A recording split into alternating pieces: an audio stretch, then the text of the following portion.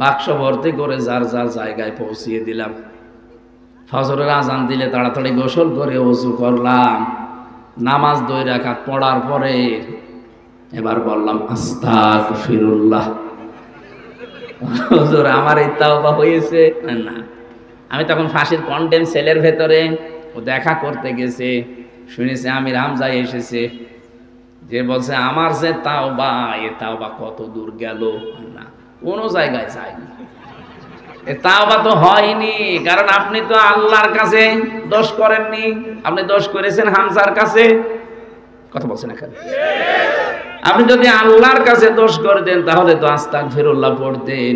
আপনি দোষ করলেন হামজার কাছে। একটা এমপি বানাতে 3.5 থেকে 4 লাখ হামজা লাগে। কথা বলেন না? আপনি আমাদের রায় বাদ দিয়ে নিজের মন মতো করে জালেমকে টিকিয়ে রাখতে গিয়ে এই কাজ করলেন, আর এখন বলছেন আস্তাগফিরুল্লাহ। আপনি কি ইয়ার কি মারেন? অপরাধ করেছেন যার কাছে, স্বীকার করেন তার কাছে। আপনাকে মাপ পাওয়ার একটাই শুধু বুদ্ধি এখন আছে, আপনি 3.5 থেকে 4 লাখ হামজার কাছে যে ভুল স্বীকার করবেন যে আমার ভুল হয়ে গেছে। কথা বলেন না কেন? আমরা যদি মন থেকে বলি ঠিক আছে ভুল হয়েছে হয়েছে মাফ করে দিলাম, তারপরে আপনি মাপ পাবেন। কিন্তু ভয়ঙ্কর বিষয় হচ্ছে এই কয় বছরে অনেক হামজা কবরে চলে গেছে। আপনি তাদের কাছে মাপ চাবেন কি করে? এইটাই তো খারাপ কথা। আপনি তাদেরকে পাবেন না দুনিয়ায়, আর ফিরেও তারা আসবে না, মাফও চাইতে পারলেন না। এজন্য কারো কাছে যদি অন্যায় কেউ কিছু করে থাকেন, বেশি দেরি না করে তাড়াতাড়ি ক্ষমাটা চেয়ে নেবেন, কারণ হতে পারে দুনিয়ায় আর কোনোদিন তার সাথে আপনার দেখা হবে না। শুধু এক ওসিনা, 15.5 বছরে যারা জুলমের সাথে স্বীকার করেছেন যে হ্যাঁ আমরা করেছি, এখন আপনার বাঁচার উপায় একটা মাত্র রাস্তা আছে। যার যার ক্ষতি করেছেন, কাউকে মিথ্যা মামলা দিয়ে, মিথ্যা সাক্ষী দিয়ে, চাঁদাবাজি করে, কথা বলছেন এখানে, কাউকে খুন করে, গুম করে, আয়না ঘর বানিয়ে, যার সাথে যা করেছেন আপনি তার কাছে গিয়ে আপনি বলবেন যে ভাই আমি এই করেছিলাম, আমার ভুল হয়ে গেছে। দ্বিতীয় নম্বরে আপনার যে ক্ষতি হয়েছে 15.5 বছরে, এই ক্ষতিপূরণ আমি দিতে চাই। কেউ যদি বলে আমার 10 লাখ টাকা ক্ষতি হয়ে গেছে, যে আমার বিনা কারণে ধরে আপনি প্রায় 32 লাখের মতো টাকা আমার বাবার কাছ থেকে নিয়েছেন, ওই মামলার আয়ু এখন মাঝে মাঝে বলে হুজুর মাফ করে দিয়ে, আমি মাফ করতে পারি, টাকা ফেরত দিন। হ্যাঁ মাফ করে দেব, টাকা ফেরত দেন, তারপরে মাফ। আপনি টাকা দেবেন না, বলবেন হুজুর মাফ করে দিন। টাকাগুলোকে আমার গাছের পাতা ছিল আমার বাবা। শুধু আমি একা নাই ভিকটিম, যত ভিকটিম এই বাংলাদেশে আছে তাদের কাছে গিয়ে বলবেন যে আমি এই ক্ষতি করেছিলাম, আপনাকে মিথ্যা একটা মামলা দিয়েছিলাম, মিথ্যা সাক্ষী দিয়ে আপনাকে আমি 2 বছর জেল খাটিয়েছি, 5 বছর জেলে রেখেছি, রাগ কন্ট্রোল করতে না পেরে কোনো স্বার্থের কারণে, এখন আপনি আমারে মাফ করে দেন। উনি যদি বলে মাফ করতে পারি, আপনার কারণে 2 বছর 5 বছর জেল খেটে আমার 20 লাখ টাকা লস হয়েছে, ওই টাকাটা দেব, আপনাকে ওই ক্ষতিপূরণ দেওয়া লাগবে। এরপরে বলবেন আস্তাগফিরুল্লাহ। তাছাড়া আপনার ওই আস্তাগফিরুল্লাহ ওসির মতো কত দূর উঠলো দেখেন তো, উঠবে না, মাথার উপরেও যাবে না। কত হাজি হজ করে আসে, আলহাজ লেখে নামের আগে, ওই মানুষগুলোর হজ বাংলাদেশে আসার কথা দূরের কথা, জেদ্দার বিমানবন্দরও আসে না। জেদ্দার বিমানবন্দরে আসবেন, বিমানে উঠবেন, আবার এসে শাহজালালে নামবেন, তারপর তো হাজি না, ও বিমানবন্দরে রেখে চলে এসে। কারণ যাওয়ার সময় যে টিকিট কেটে গিয়েছিল ওইটা হারাম টাকার টিকিট, ছেলের নামে সব লিখে দিয়ে মেয়ের নামগুলো ফাঁকি দিয়ে বলছে মা তোর জন্য দোয়া করে দিলাম। এটা একটা নির্ভেজাল শয়তান। যারা মানুষের জমি ফাঁকি দেন, শরিক ফাঁকি দেন, আপনার 2টা ক্ষতি হবে। 1 নম্বরে ওই শরিক ফাঁকি দেওয়ার সম্পদ আপনি কোনোদিন ভোগ করতে পারবেন না। 2 নম্বরে মরণের সময় আপনি যতই বুজুর্গ দাবি করেন, ঈমান নসিব হবে না, বেঈমান হয়ে মরবেন। এই যে দরবেশ যেটা সালমান এফ রহমান, কি বড় বড় দাড়ি দেখেছেন, পরে বাঁচার জন্য দাড়ি কেটে নম হয়ে গিয়েছিল, 36,000 কোটি টাকা মারি কাটি 7টা ব্যাংক থেকে। এই লোকটার মাথা থেকে পা পর্যন্ত মাঝে মাঝে তাকালে দেখতাম, আল্লাহ, মানুষ এত সুন্দর হয়, অত চরিত্র যে এত খারাপ, অন্যের এক বউ নিয়ে আল্লাহর রাস্তায় কাজ করছে। আপনি দেখেননি এক ব্যবসায়ী বউ নিয়েছে? কত নিচে নামতে পারে মানুষ। দাড়ি কেটেছে রসুলের, মানুষ জিজ্ঞাসা করছে আপনি এই কাজ করলেন, দাড়ির ওপরে পোস্ট দিলেন, আপনি মানুষ। ফতোয়া দিয়েছে, বেশি ফতোয়া দেবেন না আমার কাছে, দাড়ি রাখা সুন্নাত আর জান বাঁচানো ফরজ। আমি সুন্নাত কেটে জান বাঁচানো ফরজ আদায় করেছি। বাঁচার জন্য নৌকা ধরেছিলাম, কিন্তু নৌকা আমারে ডুবিয়ে দিয়েছে। এই লোকটার মাঝে মাঝে আমার চিন্তা হয়, যখন আদালতে তোলে, বলেন তো এই যে নামাজ পড়া, রোজা রাখা, হজ করা, ও হজে যে দেখতাম ওই কাবা শরীফের পাশে যে টাওয়ার, হিলটন টাওয়ারে থাকতো। জমজম টাওয়ারে, যেখান থেকে কাবা শরীফ সবসময় দেখা যায়, যেখানে 22 লাখ 25 লাখ টাকা খরচ হয় হজে, এই জায়গায় যেয়ে থাকতো। কি কি বিশ্বাস নিয়ে কি করেছে আমি জানি না, অথচ এই লোকটা সারাটা জীবন যা করেছে, দেখেন একটা সম্পদ এখন আর ভোগ করতে পারছে না, এখন এই মাটির ফ্লোরে থাকা লাগছে। 2 নাম্বার, এই ধরনের মানুষ যেহেতু 32-36 হাজার কোটি টাকা মারিং কাটিং করেছে, এক জীবনে আপনি গুনিয়েও শেষ করতে পারবেন না। তার মানে এই অবৈধ টাকাও জীবনে ভোগ করতে পারলো না, এক ক্ষতি। 2 নম্বরে, ও মারা যাওয়ার সময় ও ঈমান পাবে না, ও যতই নামাজ পড়ুক, রোজা রাখুক আর হজ করুক, ও বেঈমান হয়ে মরবে। আমরা যেন এরকম কিছু না হই। এতটুকু যদি শেষ হয়ে যেত হাদিসের ভাষ্য, আমি সত্যি এটা বলতাম না। দুনিয়ার ময়দানে যারা অবৈধভাবে ইনকাম করবে, এরা মারা যাওয়ার পরে এদের এই অবৈধ সম্পদগুলো এদের ছেলে, এদের মেয়ে, এদের অধীনস্থ যারা আছে তারা খরচ করবে। ভালো রাস্তায় আল্লাহ খরচ করতে দেবে না, এগুলো আরো অবৈধ কাজে ব্যয় করাবে। তখন ফ্ল্যাক্সি লোড হয়ে, বিকাশ হয়ে আপনার কবরে যাবে। এখন যদি বলেন আমার বিকাশও নেই, নগদও নেই, ফ্ল্যাক্সি আমি জানি না, এমনি খুলে যাবে নগদ। আপনি যান কবরে, দেখবেন এমনি বিকাশ খুলে গেছে, শুধু যাবেন আর ফ্ল্যাক্সি হতেই থাকবে। এখানে জমি জায়গা যারা ফাঁকি দেওয়ার এই ধান্দায় আছেন, যারা করছেন, এক্ষুনি আপনি পাল্টান। কার জন্য কি করছেন আপনি বলেন তো? আপনার সন্তানটাকে, আপনার স্ত্রীকে খুশি রাখার জন্য, সুখে রাখার জন্য তো করেন নাকি? আমার আপনার মতো পাগল, আমার আপনার মতো বোকা এই পৃথিবীতে আর কেউ নেই যে বোকামি আমি করছি, পাগলামি আমি করছি। কোরআনে কারিমে এই কথাটা আমাদেরকে আল্লাহ বারবার শিক্ষা নেওয়ার জন্য জানিয়েছেন। আমাল হায়াতুদ দুনিয়া ইল্লা মাতাউল গুরুর। ও পৃথিবীর মানুষেরা, কি হয়েছে তোমাদের? দুনিয়ার জীবন কিন্তু ধোঁকা। দুনিয়ার জীবন কি? কথা বুঝতেছেন? আল্লাহ বলেন সন্তান আদি তোর জন্য ধোঁকা, তোর মা বাবাও ধোঁকা, তোর স্ত্রীও ধোঁকা। এই ধোঁকার পেছনে থেকে বিশাল আখিরাতটা নষ্ট করে ফেলিস না। ধোঁকার আমি একটা উদাহরণ দিচ্ছি, একটু মিলান, ভালো করে শুনবেন। এই ছেলে, আবার ওঠো কি করতে? একটু কাটসাট করে একটু বান তাল দেয়, আর বেদের মেয়ে এসে ভেঙে দেয়। এবারে ওঠেন, আপনি দেখেন এক থাপ্পড় দেবে।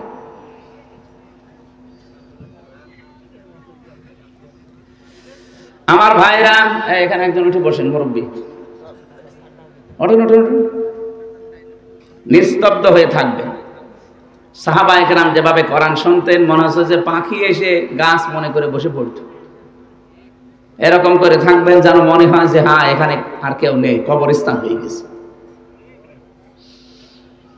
ধোঁকাটা এমন, আমার আল্লাহ কোরআনে কারিমে গরুর শব্দটা বারবার দিয়েছেন। পৃথিবীর বান্দা বান্দিরা, তোমার মা বাবাও ধোঁকা, তোমার সন্তানাদি ধোঁকা, স্ত্রী পুত্র ধোঁকা, যাদের কারণে আজ বৈধ অবৈধ দেখা দেখি করো না। বাবা শাহজালাল, মদের কাছে কুত্তা বিড়াল সব হালাল। এই থিওরি তো অনেকে চলছে না। হালাল হারাম দেখা দেখিনি, সুদের টাকা জানে যে হারাম, এরপরও নীতি আছে। অনেকেই দেখি টাকা ছেড়ে রাখে, টাকা আসে 1000 টাকা দিলে 1000 টাকা 100 টাকা করে বেশি পায়। আমার মনে হয় নওগাঁ জেলা এখনো আরম্ভ হয়নি। সত্যি কথা বলছে যে কোরআন শরীফ আমি কিন্তু জানতাম না, এটা কুষ্টিয়ায় আছে এই জন্য বললাম। এখন যে জেলায়ও আরম্ভ হয়ে গেছে, এটা মায়ের সাথে জেনা করার গুনাহ হচ্ছে। আপনি কিন্তু জানেন যে গুনাহ হয়, জানেন না? সুদের এই টাকা নিলে যে মায়ের সাথে জেনা করার গুনাহ হয়, জানেন কিনা বলেন তো? এই যে জানা শোনার পর কেন এটা করছেন? হয়তো স্ত্রী, সন্তান, মা বাবা, ভাই বোন এদেরকে আরেকটু শান্তিতে, আরেকটু আনন্দে, আরেকটু ভালো রাখার জন্য। এরা ভালো থাকতে গিয়ে আপনি কি খাচ্ছেন? নিচে মায়ের সাথে জেনা করে আসলেন। সুদের টাকা খাওয়া মানে আল্লাহ এবং রসুলের সাথে ডাইরেক্ট যুদ্ধে লিপ্ত হওয়া। এত বড় কঠিন সিদ্ধান্ত নিয়ে তারপরও আপনি খেয়ে যাচ্ছেন। এই ধোঁকা ধোঁকা ধোঁকা কি হবে বোঝেন? যদি মারা যান 200 বছর পরে আপনি নওগাঁয় ফিরে আসবেন, মাত্র 200 বছর। 200 বছর পরে যে 2 তালা বানিয়েছিলেন আপনি দুনিয়ায়, এই বাড়িতে সামনে এসে বলবেন যে এই বাড়ি আমার, আমি বানিয়েছিলাম। বাড়িতে ওই সময় যারা বসবাস করবে তারা আপনাকে বাড়িতে তো ঢুকতেই দেবে না, বলবে বেশি ঝামেলা করলে কিন্তু পিটাবো। আপনার যদি থাকার জায়গা না থাকে, যান আপনি ওই মসজিদের বারান্দায় রাতটা থেকে ওখান থেকে ফুটে পড়েন। এই কথা বলছেন না কেন? এটা যে বাস্তব হবে, আমি কি বানালাম? এটা বাস্তব, আপনি এটা করে দেখেন। মাত্র 3 পুরুষ পরে আপনাকে আর কেউ চিনবে না।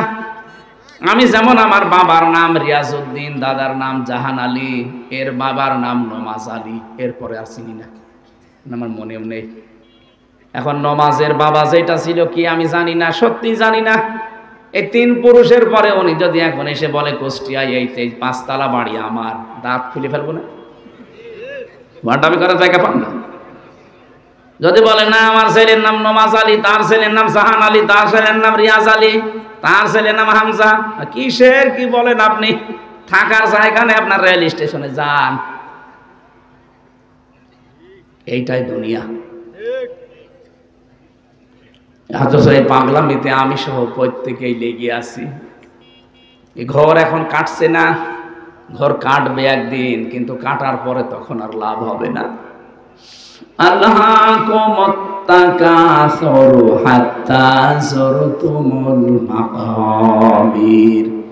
বেশি বেশি পাওয়ার জন্য মানুষ মহাবন্ধ হয়ে গেছে। এ ঘর কাটবে না ততদিন পর্যন্ত যতদিনও কবরের কাছে না যায়।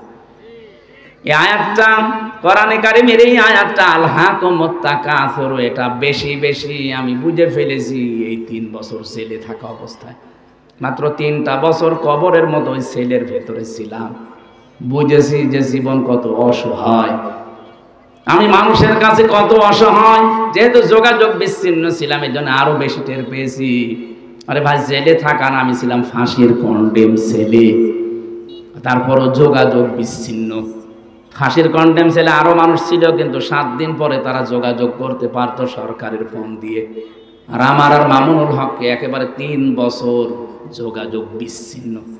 কেউ আমাদের সাথে দেখাও করতে পারবে না, আমরাও কারোর সাথে কথা বলতে পারবো না।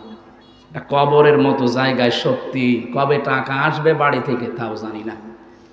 এই যে অসহায় আল্লাহ বানিয়ে দিয়েছিল, আমার মনে হয় এই কারণে যে আমি উপলব্ধি যেন করতে পারি দুনিয়ার জীবন কি সত্যি। এই যে কোরআন আমার সামনে হাত দিয়ে বলছে, আমি বুঝে ফেলেছি পৃথিবীর জমিনটা আসলেই ধোঁকা। কি অসহায় হয়েছিলাম ওই আয়না ঘরে, যে 10 দিন মাটির নিচে ছিলাম। মানুষ যে এত অসহায় হতে পারে, কেউ নেই আমার আশপাশে, মনে হচ্ছে আমি আসলেই কবরে আছি। এমনিতেই মাটির নিচে এক অন্ধকার, এরপরে রাতের এক অন্ধকার। যখন ওরা লাইট বন্ধ করে দিত, মনে হচ্ছে সত্যি আমার নিজের শরীরের পশম পর্যন্ত আমি দেখতে পাই না।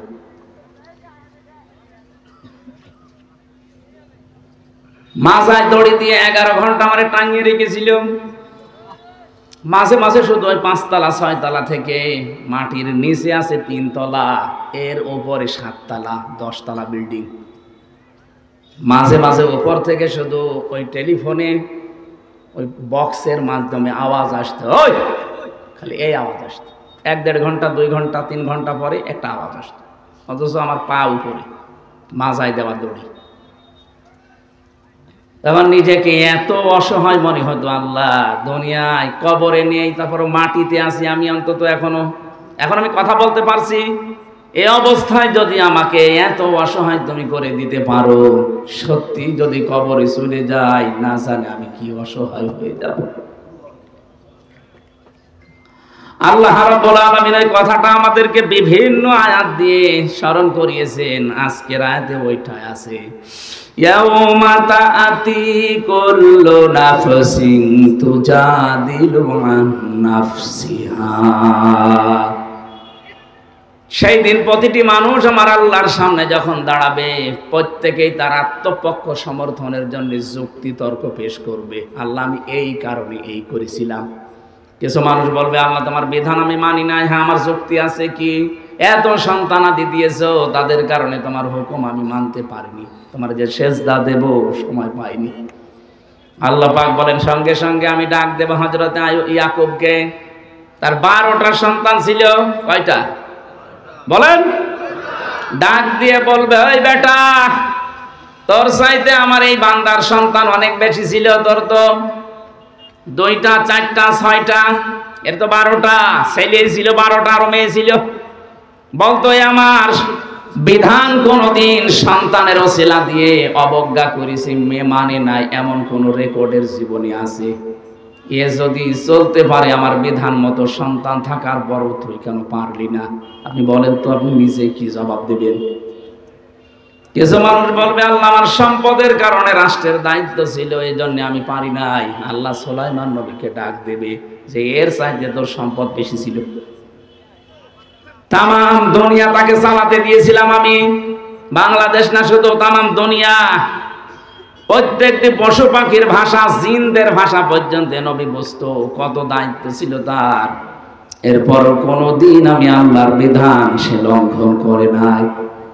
আপনি আত্মপক্ষ সমর্থনের জন্য কোন দলিল, কোন যুক্তি তর্ক নিয়ে যাবেন? যা নেবেন আল্লাহ সব খণ্ডন করবে, আপনার চাইতে ওই রকম মানুষ দিয়ে। বলবে, আল্লাহ আমি অসুস্থ ছিলাম, শারীরিক ভাবে পারি নাই। আইয়ুব নবীকে নিয়ে এসে বলবে, এর চাইতেও বেশি, আমার এই বান্দাটাকে আমি 18 বছর পর্যন্ত অসুস্থ করে রেখেছিলাম, তোরে কয় বছর দিয়েছি? হযরত আইয়ুব নবীকে আল্লাহ 18 বছর পর্যন্ত একাধারে অসুস্থ করে রেখেছিলেন। ওয়া আইয়ুবা ইযনাদা রাব্বাহু আন্নী মাসানিয়া মুররু ওয়া আনতা আরহামুর রাহিমিন। স্মরণ করো আইয়ুব আলাইহিস সালামের কথা। সে যখন তার রবকে ডেকে বলেছিল, মাবুদ আমি তো অসুস্থ, তুমি তো রহমানুর রহিম, 18টা বছর আজ আমাকে পোকা খাচ্ছে, আমার স্ত্রী যতগুলো ছিল শুধু একজন বাদ দিয়ে সব চলে গেছে, আমার সন্তানাদি আমাকে ঘৃণা করে সব আমার কাছ থেকে চলে গেছে, কেউ আমার কাছে নেই। আল্লাহ আমাকে এতদিন পোকা খেয়েছে, কোনোদিন কিছু বলি নাই, কিন্তু আজকে দেখতে পেলাম সকালে আমার জহব্বায় পোকা লাগা আরম্ভ হয়ে গেছে। আল্লাহ আমার এই জহব্বা যদি নষ্ট হয়ে যায়, পোকা খেয়ে ফেলে, তোমার মতো দয়ার নাম আমি কি দিয়ে ডাকবো?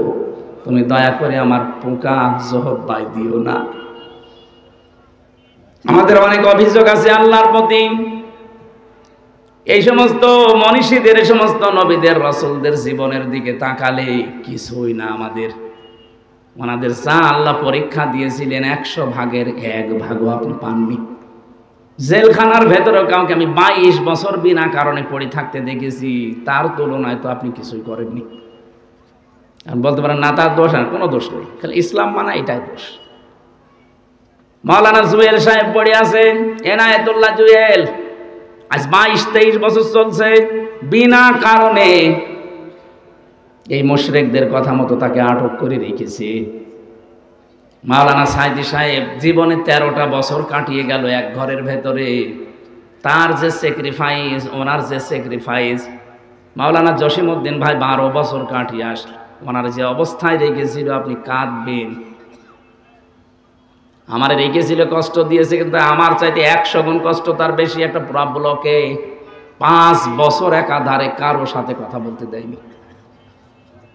টের পাচ্ছেন কত কঠিন বাস্তবতা? চিন্তা করেন তো, 5 বছর এক ঘরের ভেতরে কেউ কারো সাথে কথাও বলবে না, ওর সাথে দেখাও করবে না, ওই দূর থেকে খাবার শুধু ঠেলে দিয়ে আসতো।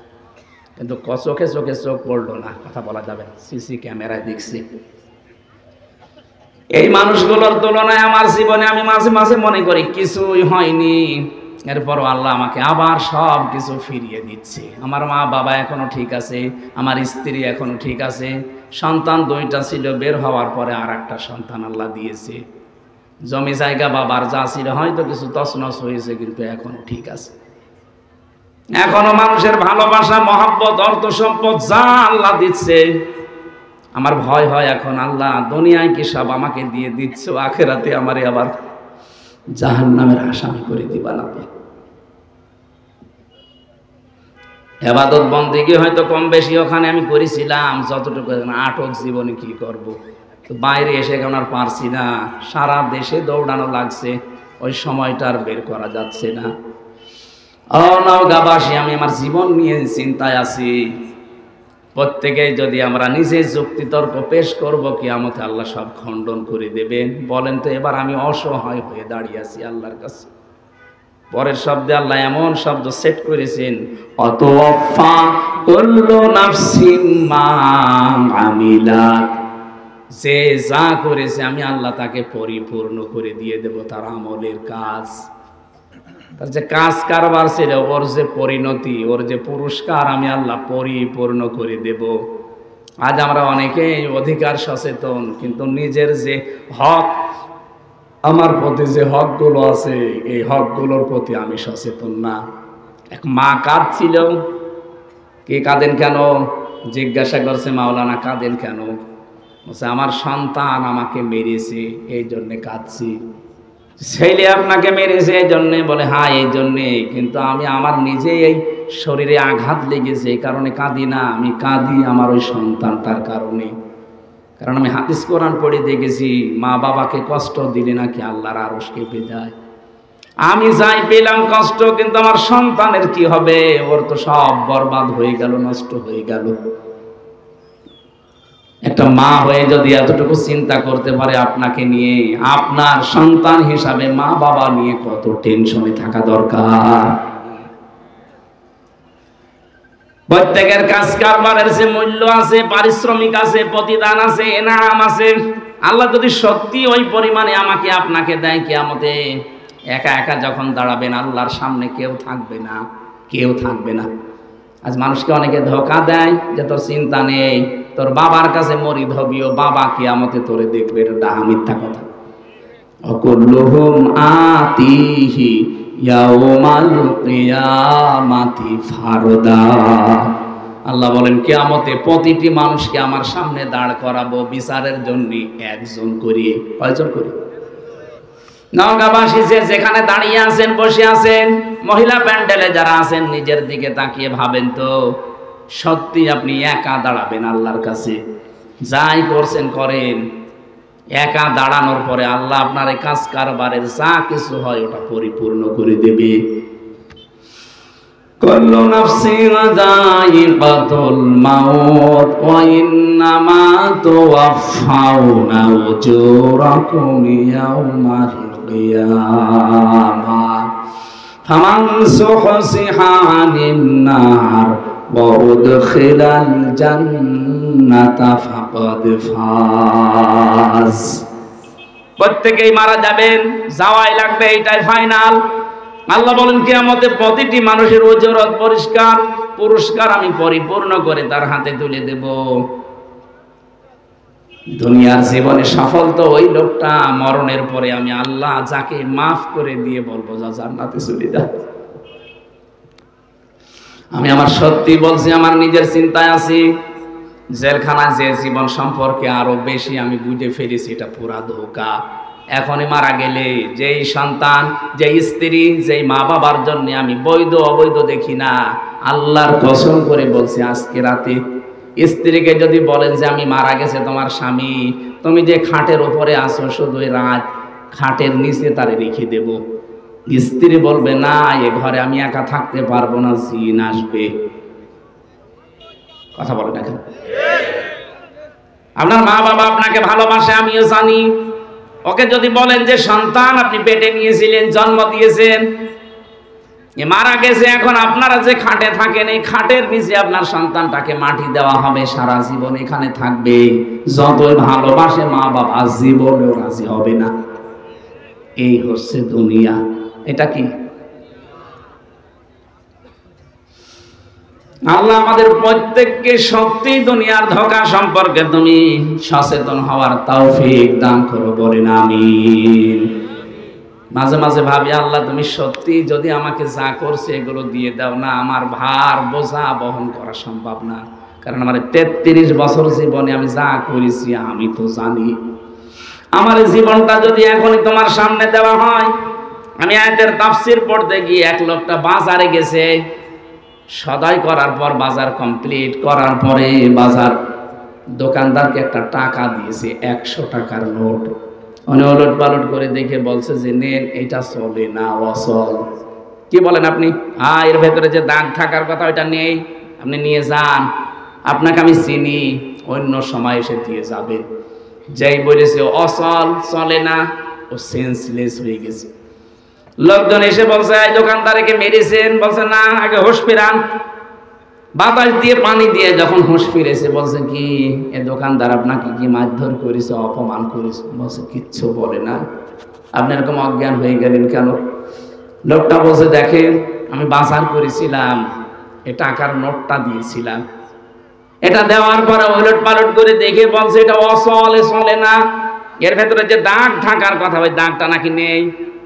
আমি সঙ্গে সঙ্গে চিন্তা করলাম আমারও তো 100 টাকার একটা নোট আছে, তার নাম হায়াত। তার নাম কি?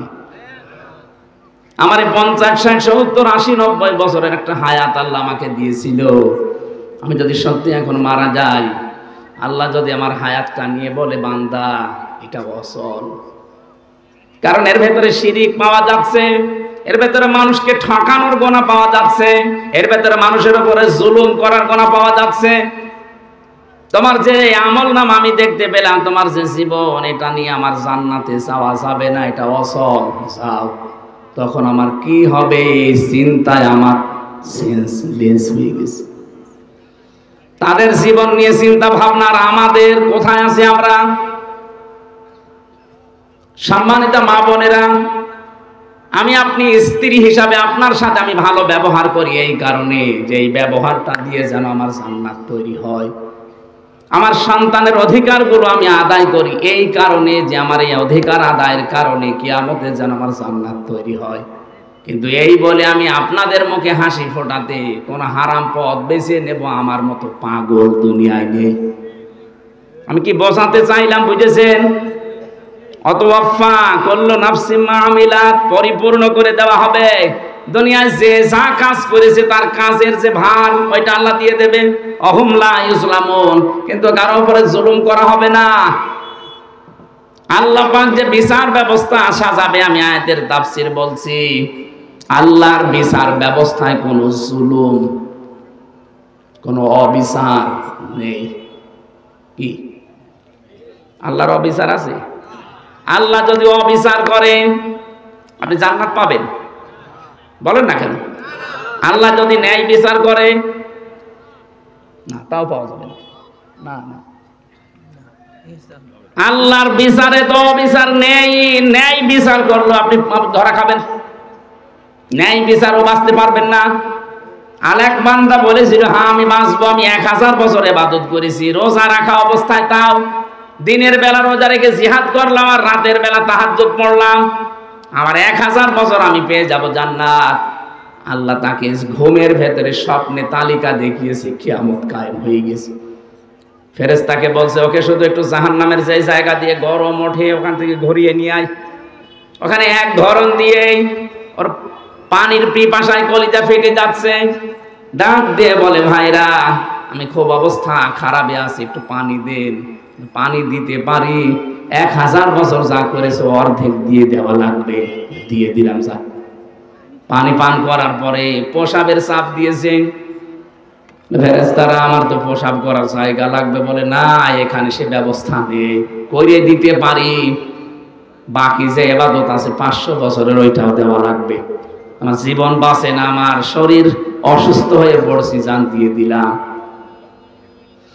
বসাব করার পরে আল্লাহ যেন ডাক দিয়ে বলে, বান্দা, এক গ্লাস পানি ভেতরে ঢোকালে আর এক গ্লাস পানি বের করলে, এর বিনিময়ে 1000 বছরে যা করেছিলে সবই তো দিয়ে দিলে। আমি তোমাকে কিছুই দেইনি, কিন্তু 1000 বছর প্রতিদিন 1 গ্লাস করে পানি তো খেয়েছো। প্রতিদিন 1 গ্লাস পানির জন্য 1000 বছরের ইবাদত দেওয়া লাগবে, এরপরে জান্নাতে যা। এই জন্য আল্লাহ যদি সত্যিই কারো কাছে ন্যায় বিচারও করে, কেউ বাঁচতে পারবে না, সব ধরা খাবো আমরা। একটা বুদ্ধি আছে, আল্লাহ পাক যদি মাফ করে দেয়।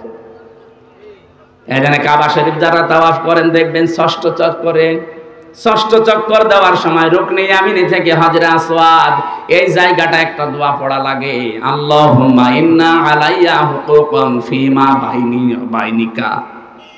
হে আল্লাহ, আমি তোমার গোলাম বলছি, তুমি আমার মালিক হিসাবে আমাকে যা যা পাওয়ার সব দিয়ে দিয়েছো, কিন্তু তুমি যে আমার মালিক হিসাবে আমি তোমাকে কিছু দেব, কিচ্ছু দিতে পারিনি। একটা জিনিস আমার কাছে আছে, তুমি আমারে মাফ করে দাও। বিশ্বনবী নিষ্পাপ হওয়ার পরও প্রতিদিন এইটা 100 বার করে পড়তেন, আল্লাহুম্মা হাসিবনি হিসাবান ইয়াসীরা। আল্লাহ তুমি যাই করো আমার হিসাবটা সহজ করে দিও। সাহাবী প্রশ্ন করলেন, হুজুর হিসাব ইয়াসীরা কারে বলে? বিশ্বনবী বলেন, আল্লাহ যাকে মাফ করতে চাইবে ওই বান্দাটাকে আলাদা করে এক জায়গায় নিয়ে ঘিরে ফেলবে কুদরতের চাদর দিয়ে। লক্ষ কোটি কোটি মানুষের সামনে থেকে চোখের আড়াল করে ফেলবে তাকে ঘিরে ধরে আল্লাহ নিজের সামনে দাঁড়িয়ে ওকে বলবে, এটা করেছিলি, এটা করেছিলি, এটা করেছিলি। লোকটা তো সব কিছু সামনে দেখতে পাবে ভিডিও ক্লিপ আকারে। মাথা নিচু করে বলবে, মাবুদ আমার ভুল হয়ে গেছে। সত্যি যা তুমি দেখালে সব আমার জীবনে আমি করেছি, আমার ভুল হয়ে গেছে। নবীজি বলেন, সঙ্গে সঙ্গে আল্লাহর রহমতের জরিয়ার ভেতরে জোশ পয়দা হয়ে যাবে। আল্লাহ ডাক দিয়ে বলবে, বান্দা কাউকে কিছু বলবি না, চা তোরে গোপনে মাফ করে দিলাম। এইটাই আমরা চাচ্ছি। তাছাড়া ন্যায় বিচার আল্লাহ করলেও বাঁচতে পারবো না, অবিচার তো নেই। এই একটাই পথ শুধু খোলা আছে।